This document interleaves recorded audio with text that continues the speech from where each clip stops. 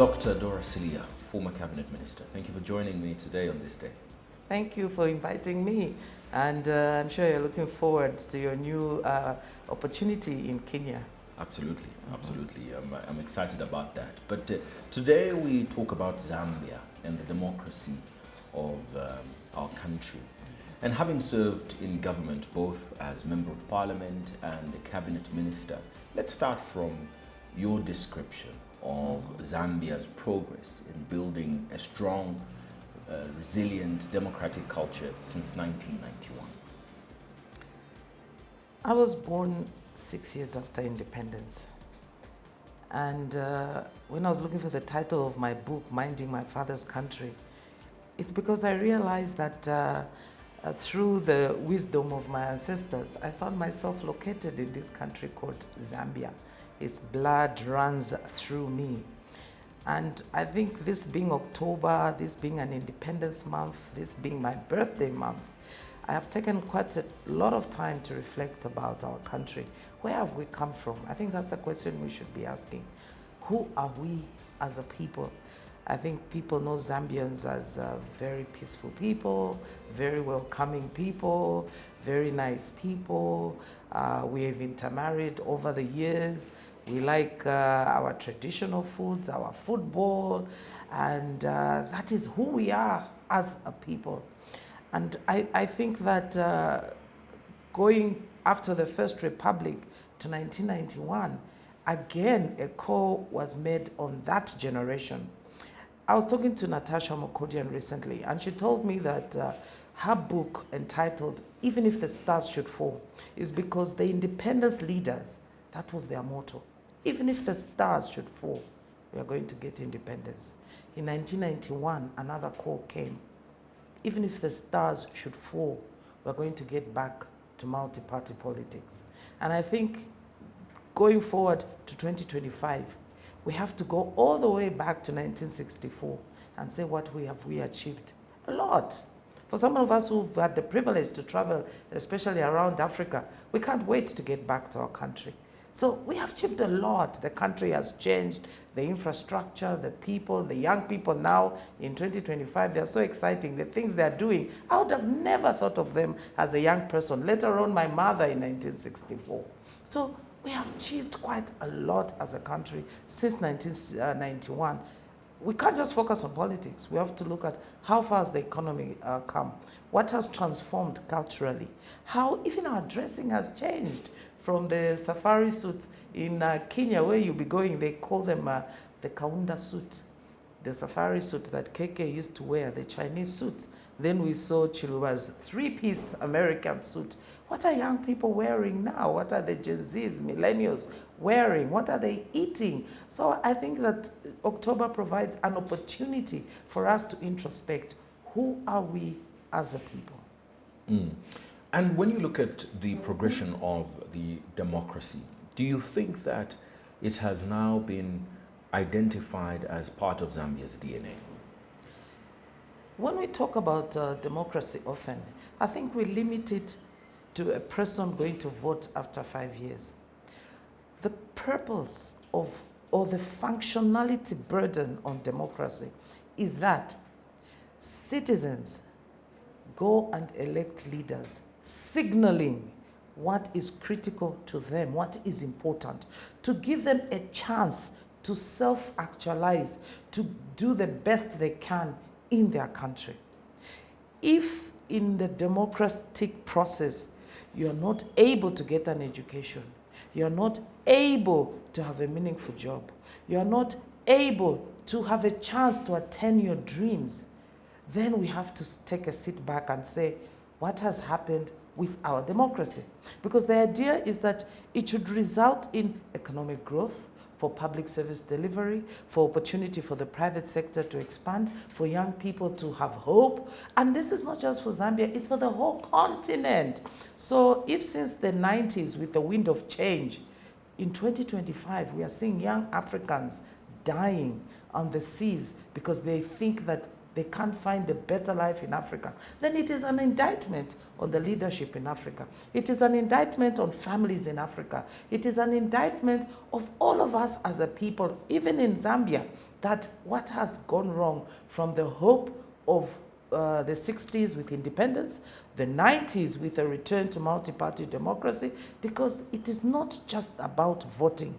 It is about how does that vote translate into self-actualization for a citizen to live a decent life in their country, to have decent retirement, to be able to say, I'm a patriot in my country and I don't have to go anywhere. I never left Zambia because I always felt that here is where I could really self-actualize, do the best that I can, achieve my dreams.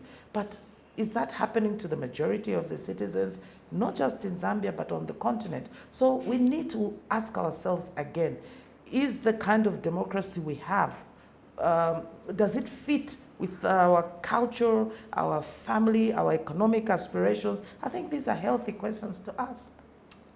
When you look at where we are today, and even just looking at the continent, and comparatively, participation of young people has always been a talking point. The first government was relatively young. President Kaunda was in his 40s, and his cabinet was also around the same age. This is not the case today, and not just in Zambia, but across the African continent. What is this saying about the younger people who still have the energy to work and contribute to the country? I have been saying in the past few months that young people are not entitled to leadership. What young people are entitled to is an opportunity for leadership, an opportunity to self-actualize, an opportunity to achieve their dreams. But that requires preparation. When I was in Senegal recently, I'd been hearing about the young president and I saw him speak. My feeling was he's prepared, he's ready. Then I heard he was party secretary general of his party. And I got the feeling that he is ready. So it's not just an issue of saying, I want office. Whichever office, whether it's in the church or even leadership in the family, it is, are you ready?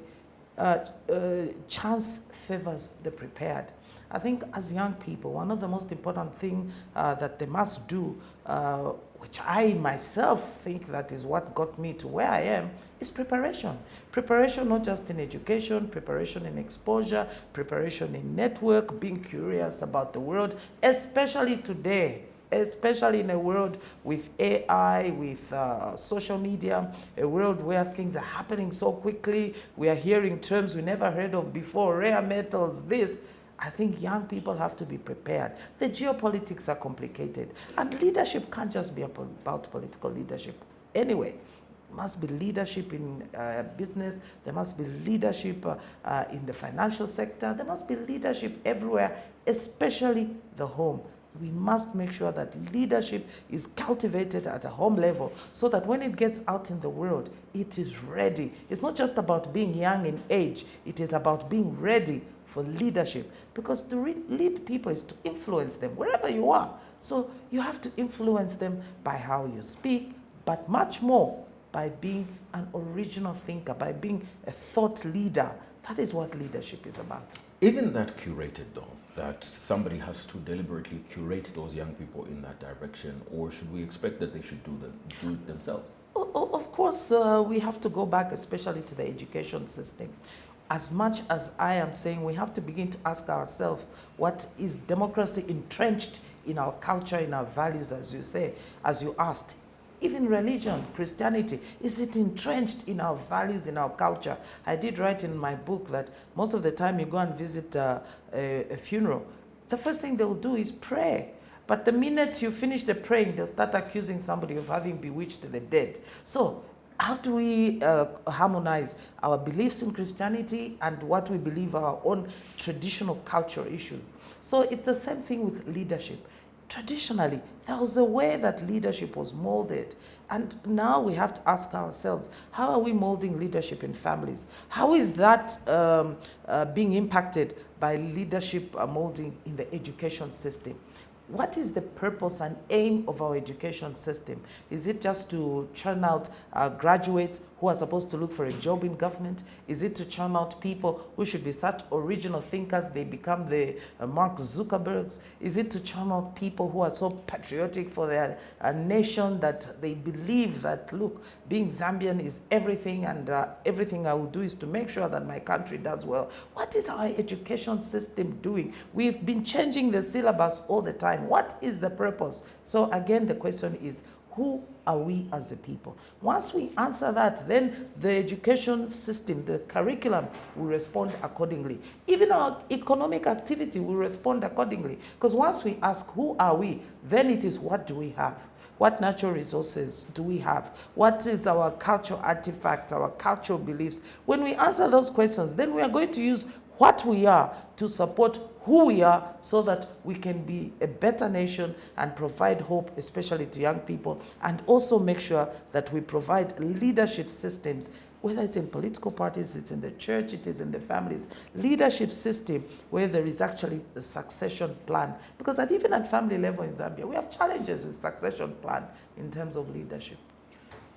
Your experience, I mean, you started your political journey quite young, albeit that you were unsuccessful at your first attempt, but you were quite young when you went to President Chuba, you know, when you spoke with a lot of other people. It sounded, when I read your book, like you had a decent support system from within the structures of the country for you to be able to take those bold steps. Is this not what a lot of young people need? Of course, and for me, I think it was, again, from my own family, that I felt that there was nothing I could not do. Being pivoted into politics was my thinking that I see a problem that I should try and solve. That is how I saw it.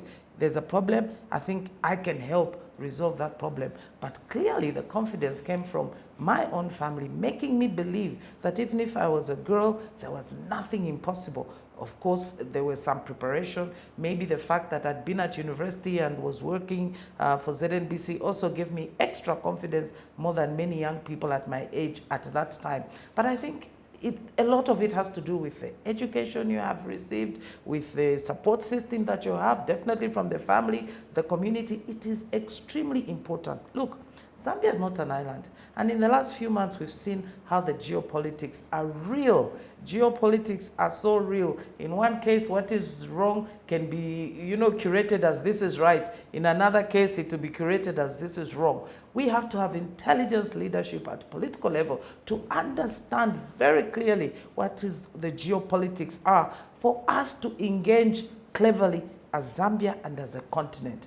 The idea that Africans or even Zambia will continue saying, oh, somebody's being unfair to us, somebody's being unfair to us, that time is gone. Nobody's going to give you anything in the world. The cavalry is not coming. So we have to engage intelligently at the highest level. If your colleagues are prepared and they're sending the best forward, whether you're sending young people or old people, we also have to send the best forward at all levels, whether it is on issues on education, because other people are trying to influence you in their culture, in the way you teach your children. So we have to be intelligent in how we engage on education, how we engage on cultural issues, how we engage on young people issues, how we engage on the economy, because all this democracy must be anchored on economic growth, because without economic growth, the young people won't see the hope for them to actualize their dreams, including leadership in their own country, and they'll become refugees elsewhere. But as President Kagame said recently,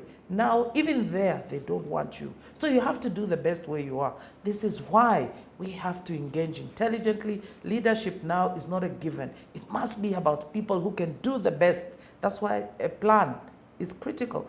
When we hear about a lot of young people wanting to be leaders, we want to hear innovative ideas. We just don't want to hear people talking about people's girlfriends or people's boyfriends. No, because the country, you see, a country like Zambia and Africa, we don't have the luxury of time. The Western countries, they developed at their own pace. For us, we can learn lessons. But also, number two, we don't have the luxury of making same mistakes. We have to take quantum leaps. So we can't take chances and keep experimenting. Now is the time to say, who is the best we are going to put forward? A lot of the young people say one of the hurdles is access. You need access, to resource. You need access to people. And I want to ask you, in your personal experience, do you think that the fact that you worked for a media organization, ZNBC, and you were quite well known in the country, made it easy or easier for you to have access, for example, to the president? Because a lot of young people in Zambia will not have access to the president, especially not today. It probably did. And I always remember that even as a young person, my attitude was, well, I need to spend time with people who probably will help me or at least influence my life in a way that matches with my dreams. So from a very early age as a young person, I think you need to know what you want. Because if you don't know what you want, it doesn't matter what road you take. So if you're going to be a leader, then well, you must start learning from leaders. You see, the problem with a lot of young people across the continent and in Zambia now is to believe that it will just fall in your laps. The competition is real. Worldwide, the competition is real, especially in a democratic setting, especially with political leadership.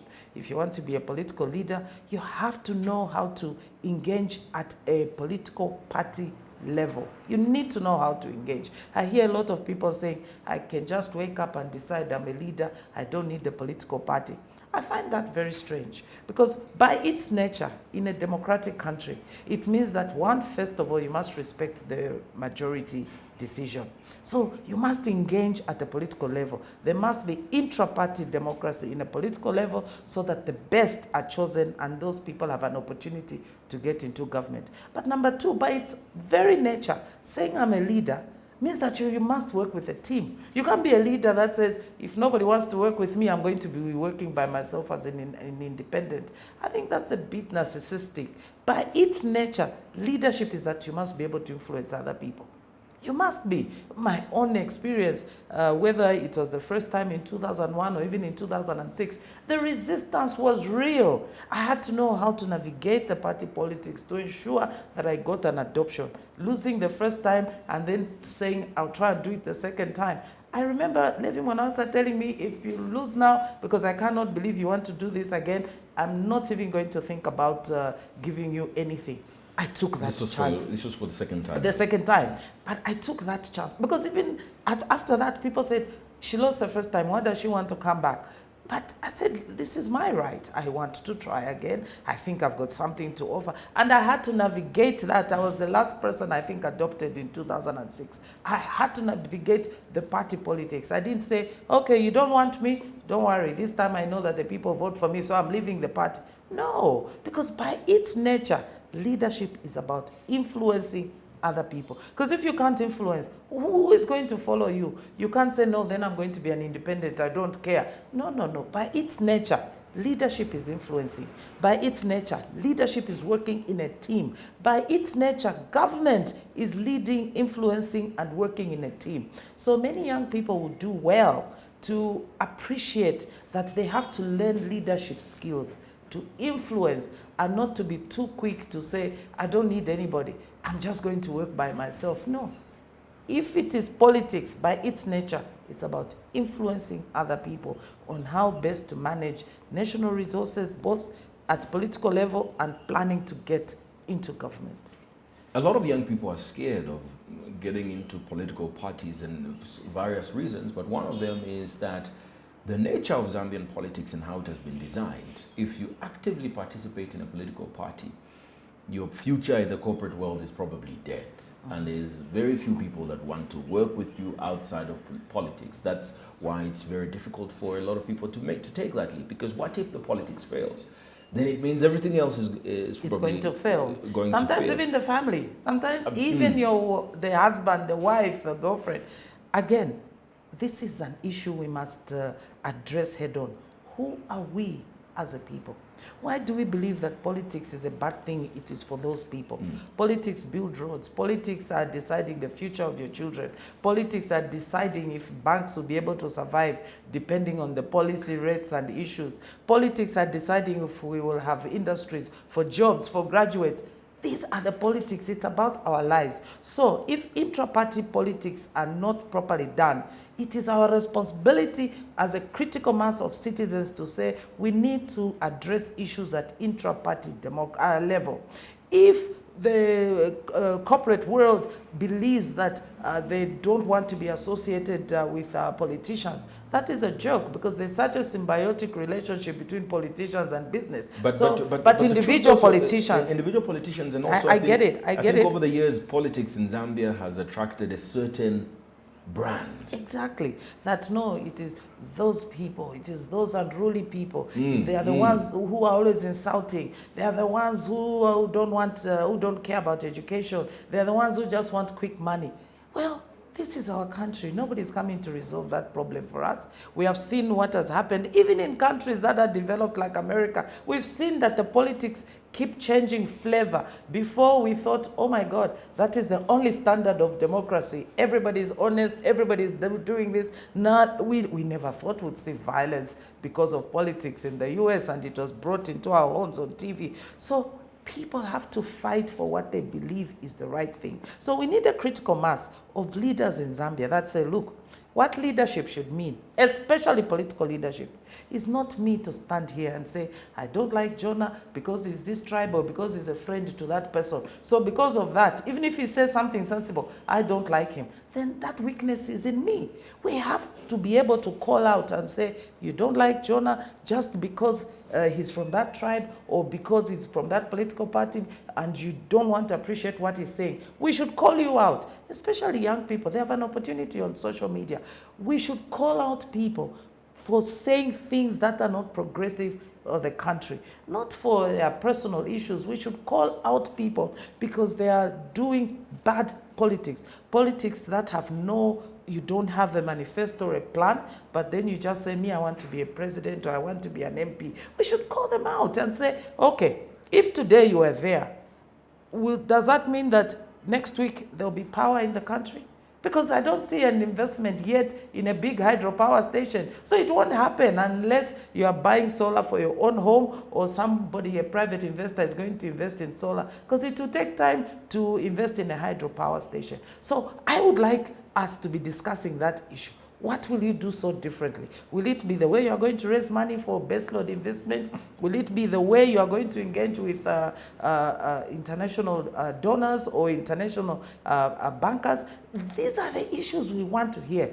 On the curriculum, what is going to change? First, we said, no, Zambians can learn from grade 1 to grade 5 in local languages, in the language of play. Now we've changed the curriculum that, no, they should all learn in English from grade 1. Is that a good thing or is it a bad thing? If the world, we can't help it. The world is English. Everybody speaks English for business, for everything. So maybe we have to accept that we have to prepare a nation to be able to speak English from a very early age so that they can compete internationally. These are the issues I want to hear about. How are we going to make sure that agriculture, food systems can be transformed into a sector where young people can have real jobs, not just as farmers, but at processing, at distribution, at storage, at warehousing. All these points have an opportunity for a quality job for a young Zambian.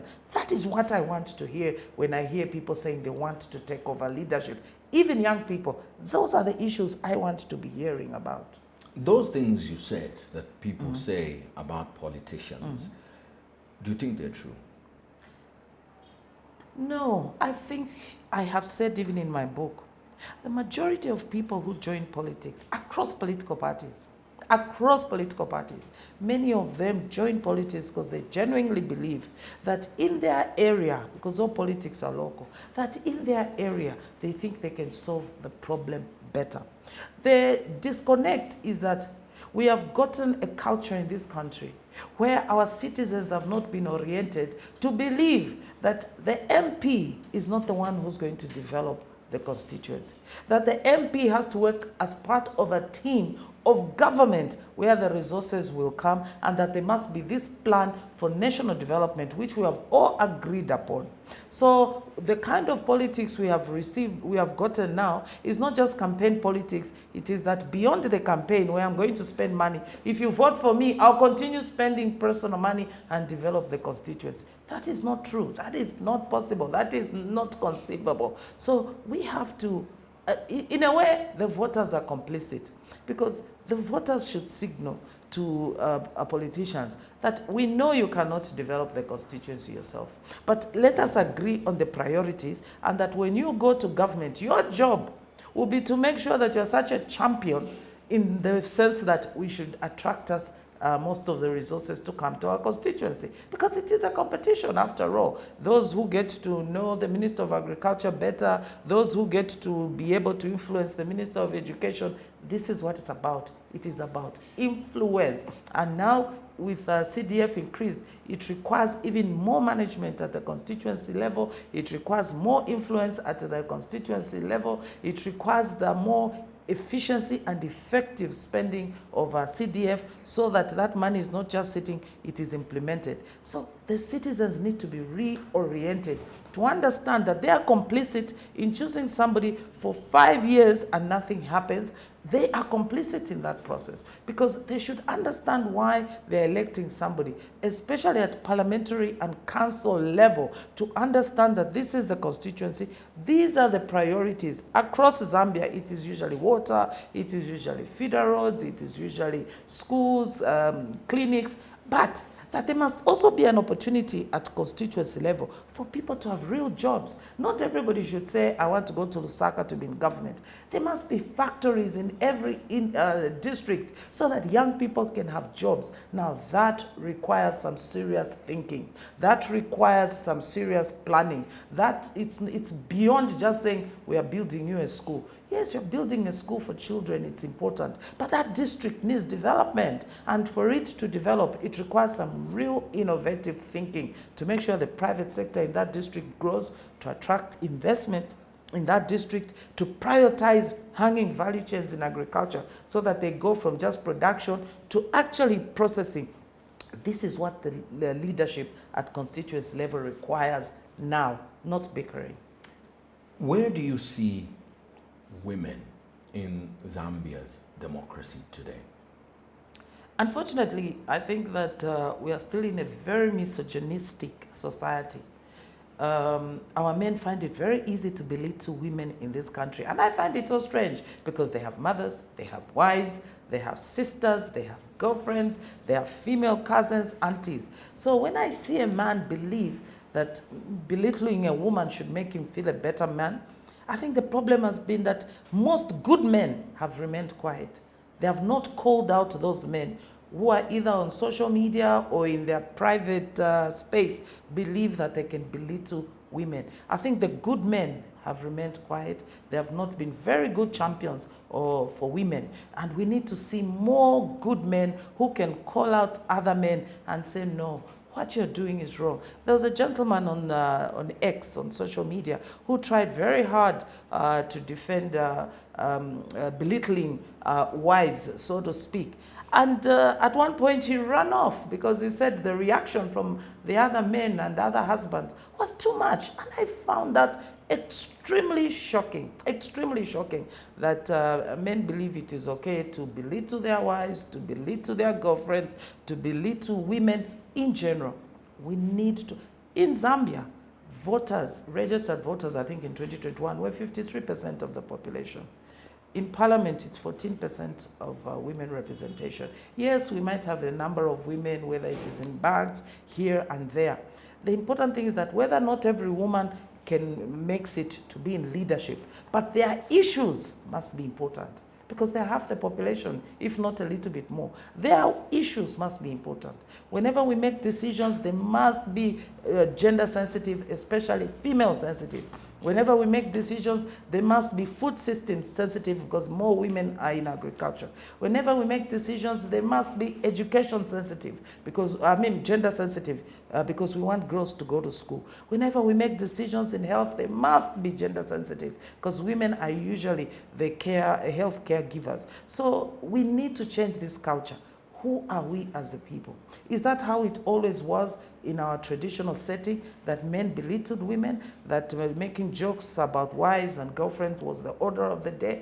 We have to confront these things head on and not see it as an issue just for those people. We are trying to build a society. A society is men and women, and children, boys and girls, are looking at how their adults are conducting family issues at a family level. And if they hear parents saying, politicians are useless. They hear parents saying leaders are useless. They hear adults in the family saying women are foolish. They hear adults at the family level saying all these things. They are taking these things from the home level to the world. And then we get surprised that there are all these issues in society. So for me, we must go back to the basics.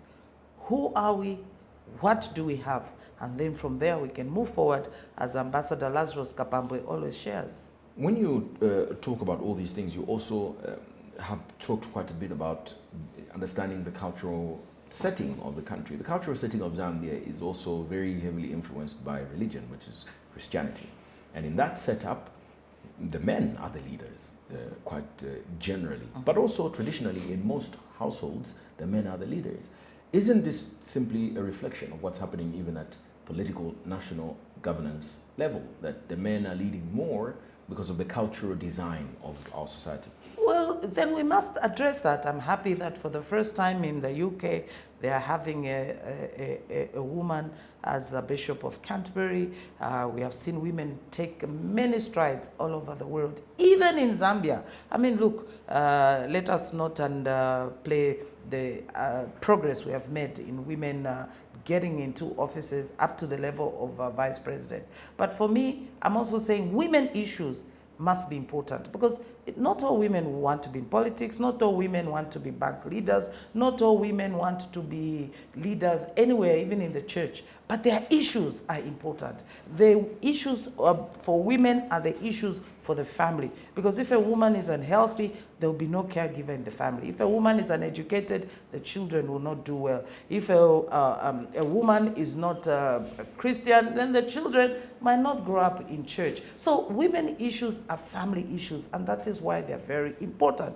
Now, we are working on an affirmative action to say, let's try and get as many women as possible into parliament. That's why there's this debate about affirmative action to reserve seats for women, affirmative action at the constitutional level, where we have said everywhere in government where the appointments, it must be 50% men, 50% women. Easier said than done, but we must get it done.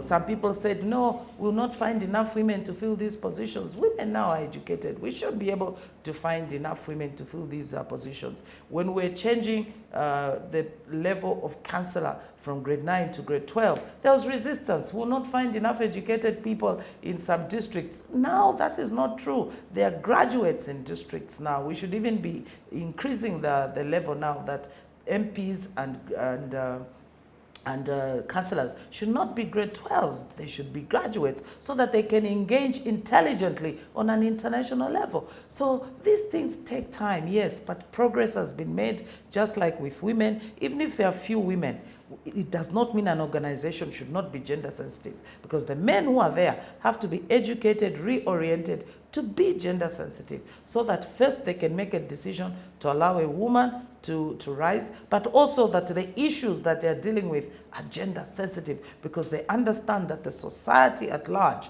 has women as well. Let's talk about the relationship of politics, democracy, and the media. When you look at the context of Zambia, what would you say is the current relationship between the media and political power?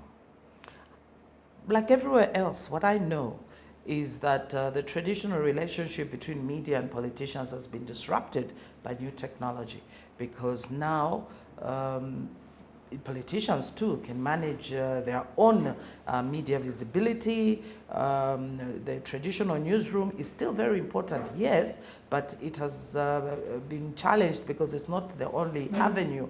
And we saw people like President Obama be the first, I think, really to cause that disruption with WhatsApp in trying to mobilize young people during his campaign.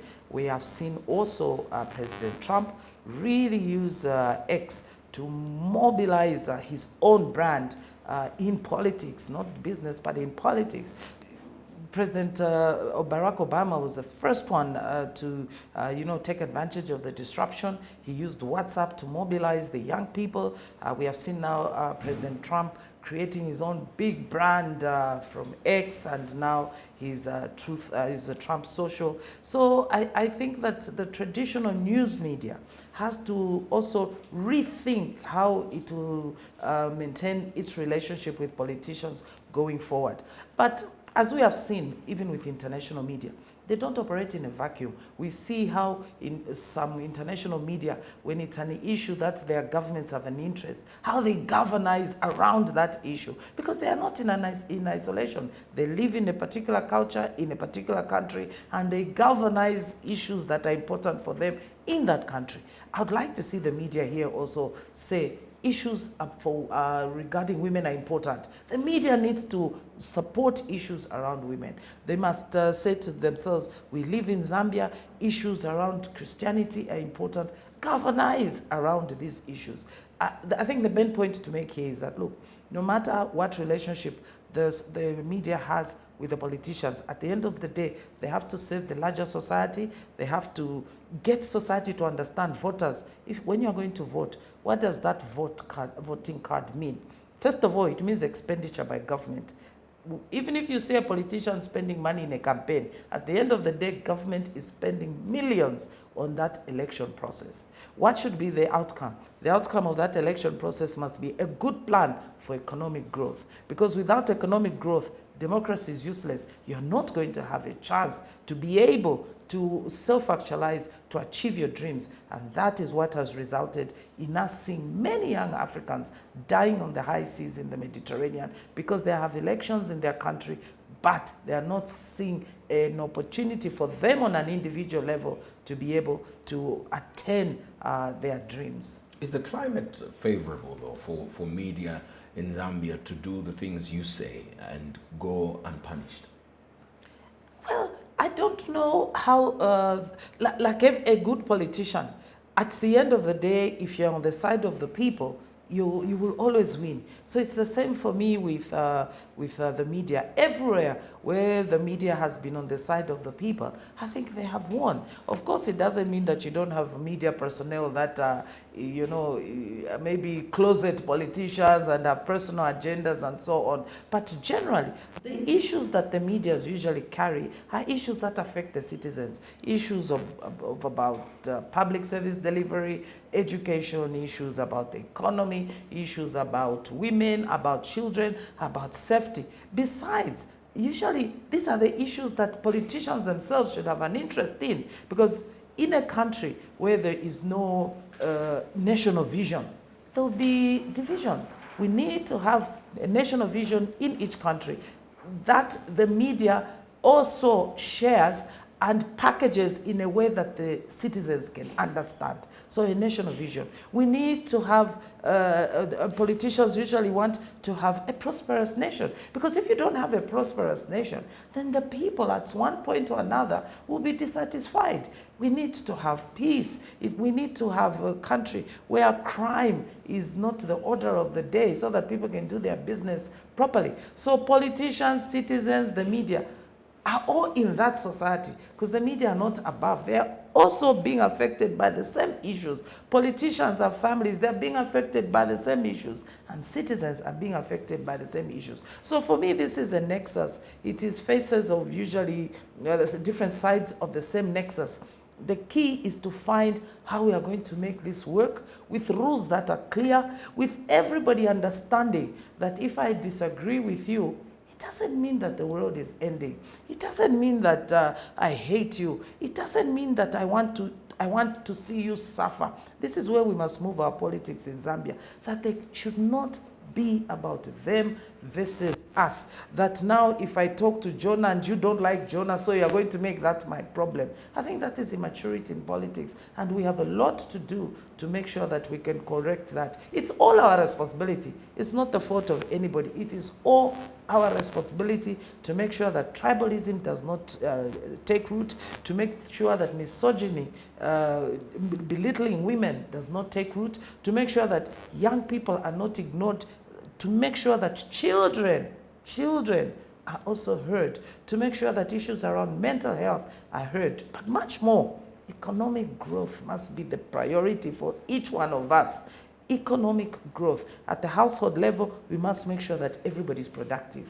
At the national level, we must make sure that there's enough productivity. Without that, it doesn't matter how many elections we do. It doesn't matter how much media we have in this country. It will not help unless the economy is growing. In your opinion, what practical measures can strengthen accountability and transparency among elected officials in Zambia? I think the key for me is members of parliament, because they are the constitutionally direct link to the people, and they represent the constituents. Whose are the constituents? If the majority of Zambians are young people, then it's young people at the constituents. The business, it's at the constituents. The women at the constituents. The civil society is at the constituents. So whichever way you look at it, Zambia is divided in these constituencies and wards. So councillors and MPs have a responsibility, first of all, to bring the right questions on the floor of the parliament, to bring right statements on the floor of the parliament, to be mature in their debate, because they are heard by the majority of the citizens, to be mature in their debate and how they engage the citizens, so that the society can see that they're trying to influence the executive to do something for them. How you try to influence is important, because if you influence with insults, nobody is going to take it seriously. If you show that you want things to change and you're passionate and you explain yourself well, the citizens are going to follow. Parliamentarians have to have more engagement, town hall meetings, even writing op-eds in the newspapers or on social media, so we can read, we can see their thought process, where they want to go. That is the reason why we read the New York Times. We like to see what politicians are writing, what they're thinking about. Sometimes even in the Guardian in the UK. Here too, we want to see how politicians are thinking. They say writing is critical thinking. We want to see what they're thinking, not just one-liners. We want to see, are they deep thinkers? So they need to write articles. They need to be able to engage society at different levels. We need to make sure that the relationship between politicians, mostly MPs, and the media is not a combative one. It doesn't have to be. It does not have to be a combative relationship, because the media live in Zambia, the majority of the practitioners. They would like to see this country do well. They would like to see, who doesn't want to be a journalist in Dubai? So we would also like to think of Zambia as a country where journalists do well, politicians do well, citizens do well, and everybody will be happy. We don't want to continue being the scar of the earth, as Tony Blair once referred to Africa. And people will say now that that scar hasn't even dried yet. In fact, now it's festering. We want to make sure that the right medication is applied to that scar. We stop just talking about plans all the time, as Samuel Maimbo was saying from the World Bank a few days ago. We just don't want plans all the time, workshops all the time. This is the time to take bold leadership. What do we need for a country to develop? We want investment in power, baseload power. Yes, people will have solar at home, but we want investment in baseload power to make sure that we have industrialization. We want to make sure that there's agro-processing, that there's processing even of copper. We've been talking about copper since I was born. We need to be able to have industries around copper, so that we have jobs for young people, so that they can feel that they have hope in this country. We want to make sure that we stop talking about agriculture only as those who have my color, they'll always be peasant. Those who have a fairer color than me, they are the rich farmers. Why? Why can't a young child grow up in Zambia and believe that one day there'll be a rich commercial farmer, because there'll be financial infrastructure to support them. There'll be the agriculture infrastructure to support them. There'll be power to support them. And there'll be cheap fuel to support them so that they can move their goods and services. These things require bold decisions. They require bold decisions. So anybody who's saying they want to be in parliament, or they want to be a president, or they want to be in government, we are not looking for how best you insult. We are looking for how best you can share your ideas to ensure we have cheap fuel, to ensure we have base load to support industry, to ensure that we can see scaling of farmers from poor farmers. You know, when I was growing up, agriculture was associated with punishment. That's why they sent you to punish you, Jonah Production Unit. That is your punishment. And how can we then expect to have young people believe that they can be rich from agriculture? We need to stop talking about agriculture from inputs, but from storage, but from support for fuel to move food, from support for electricity to agri-process, support for financing. Banks in this country need to change the way they are operating. They can't just be about depositing and savings and so on. They need to take a chance on the Zambians. That's where they are making money. And so we, the voters, must send that signal to banks through government that we want something to change. Thank you so much for joining me on this edition of this day. Thank you for inviting me. Once again, this October month is very special to me. Independence must be something very special to each one of us, because this is what makes us Zambian. This sovereignty that we must fight for. Sovereignty not just to go and vote, but sovereignty to be able to grow our economy in a way that each one of us, you, Jonah, myself, you should only live because you decide, not because you are being chased to leave Zambia because you can't make it here. Thank you once again. Thank you so much.